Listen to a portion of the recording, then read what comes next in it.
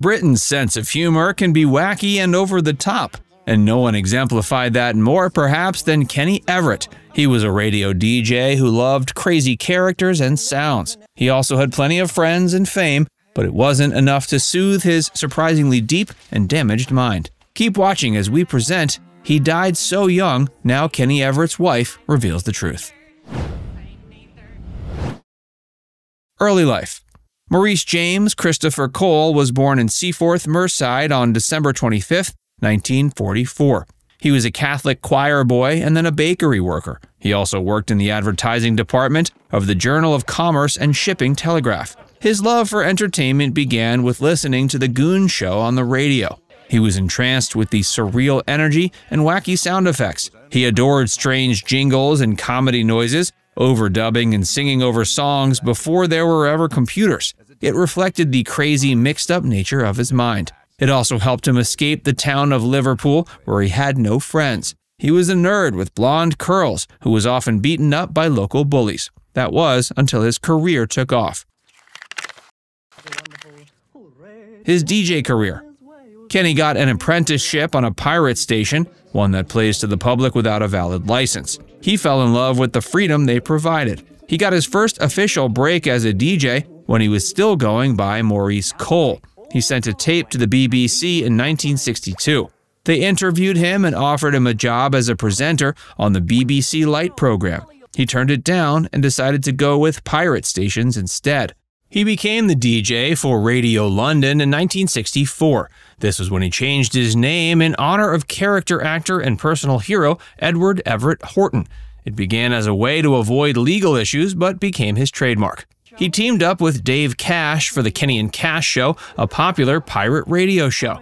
That lasted until he made a few unsavory remarks about religion that wouldn't match with the company's other religious shows. He was let go in 1965. Radio Luxembourg came in 1966 and gave him more control. They got him to sign a contract. A BBC producer named Johnny Bierling once said Kenny was that rare DJ who controlled everything. His 1967 audition to the BBC Light program was featured on Sgt. Pepper's Lonely Hearts Club Band. It helped him strike up a friendship with the Beatles.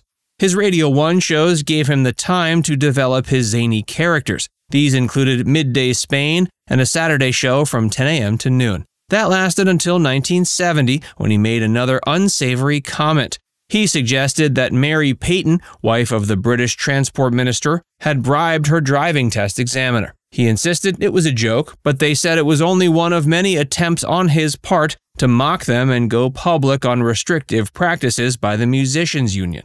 The often inappropriate DJ then went, of all places, to a children's show, Albert's Gan. He also submitted weekly shows and was reinstated at Radio 1 in April of 1973, where he recorded a show from home every week. Kenny then joined Capital Radio for a weekend show.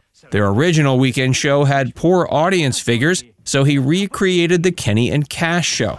Dave moved to the lunchtime slot so he could continue alone. He moved to the weekend slots in May of 1975 because recording early in the morning was too much for him. His style and cult following continued growing. That led him to focus on his favorite songs. He was pivotal in getting Queen's Bohemian Rhapsody to its classic status, playing it 14 times in one day. He also featured the worst in Kenny Everett's World's Worst Record Show. Kenny returned to BBC Radio in October of 1981. He taped on Saturdays from 11 a.m. to 1 p.m. That lasted until he made a risque joke about Margaret Thatcher. He went back to Capital Radio for the Saturday lunchtime slot in June of 1984. He replaced Graham Garden for one episode of the radio game show I'm Sorry I Haven't a Clue in '85. Capital split frequencies in 1998, so he went back to daily broadcasts on Capital Gold. He kept up daily weekday shows until his health began to fail in 1994. That was also the year he got the Special Gold Award at Sony's Radio Academy Awards for his contribution to radio. TV and film. Kenny's TV debut was in the 1968 show Nice Time. He also appeared in 3 series of London weekend television and the 1972 series Up Sunday. He made 7 appearances as a co-host or host of Top of the Tops in 1973. His identifiable voice appeared as Charlie in the Charlie Says animated series in 1973. Kenny then got his own TV shows. The Kenny Everett Video Show began July 3, 1978. It was written by Kenny, Dick Vogsberg, and Ray Camero. It had crazy satirical characters including sci-fi hero Captain Kremen, punk rocker Sid Sknot, and Frenchman Marcel Wave. The character of General Thames, often considered to be created to make fun of series Thames Television, surprisingly didn't get him in trouble. The show introduced the latest hit singles. Guests like Cliff Richard and Billy Connolly would try to keep a straight face around him. The Kenny Everett Video Show ended May 21, 1981, with him giving a farewell speech as the crew removed the scenery and dumped him in the trash. The Kenny Everett television show followed from 1981 to 88. His marriage. Kenny met Audrey Middleton, who went by her stage name Lady Lee, when her relationship with singer Billy Fury was ending. She remembers a day when they were at a party with Brian Epstein, the manager of the Beatles. That led to a tour of the United States with Kenny as the DJ. Lee remembers how he was a shy man, prone to sitting on the floor and thinking about the meaning of life. He was Catholic with guilt surrounding sex. She could tell he was gay right away, but was also a close friend of his. She also claimed that if anyone had told her they'd get married, she'd have, quote, laughed them off the planet. But that's exactly what happened in 1966. She was the only woman he ever made love to. She said she never stopped loving him, and most of their married life was fun. The highs were highs and the lows were low. He could go from dismissing to remorseful, and they'd have huge fights, followed by laughing fits. Kenny also struggled with depression and once attempted suicide. Lee attempted to wean him off of the sleeping pills he was addicted to, but his withdrawal was accompanied by severe hallucinations. Their relationship eventually became too difficult to maintain. They began sleeping in separate beds. Lee and Kenny split in 1979. It was amicable. She even found him his first boyfriend, a waiter in the restaurant she, Freddie Mercury, and Kenny were eating at. He also insisted on being the best man to her second wedding to John Alkin. His death. Kenny came out as gay in 1985. He introduced his two husbands, Nikolai Grishanovich and Pepe Flores. Nikolai died in 1991, and it was later revealed that Kenny contracted AIDS from him. He was diagnosed as HIV positive in 1987. Kenny Everett died at age 50, April 4, 1995.